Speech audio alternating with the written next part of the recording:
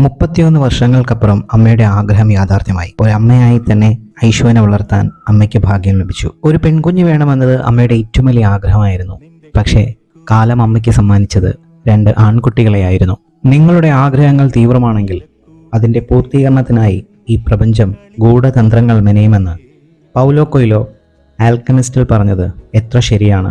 ആകർഷണ നിയമം അറിഞ്ഞോ അറിയാതെയോ അമ്മയിൽ പ്രവർത്തിക്കുകയായിരുന്നു. കൊല്ലം വിക്ടോറിയ ഹോസ്പിറ്റലിൽ വെച്ച് ഐശുവിനെ നഴ്സിൻ്റെ കയ്യിൽ നിന്ന് വാങ്ങിയപ്പോൾ അമ്മയുടെ മുഖത്ത് കണ്ട ആ സന്തോഷം പിന്നെ ഒരിക്കലും ഞാൻ അമ്മയുടെ മുഖത്ത് കണ്ടിട്ടേയില്ല. അമ്മ അതിലും സന്തോഷിച്ച നിമിഷങ്ങൾ വേറെ ഉണ്ടാകും. ഞാൻ എൻ്റെ പേഴ്സ്പെക്റ്റീവിൽ പറഞ്ഞതാണേ. ലേബർ റൂമിൽ നിന്ന് മോളുമായിട്ട് പുറത്തേക്കിറങ്ങി വന്ന് മണിമോനെ പെൺകുഞ്ഞാണടാ എന്ന് പറഞ്ഞത് ഇന്നും എൻ്റെ കാതുകളിൽ മുഴങ്ങി കേൾക്കുന്നു.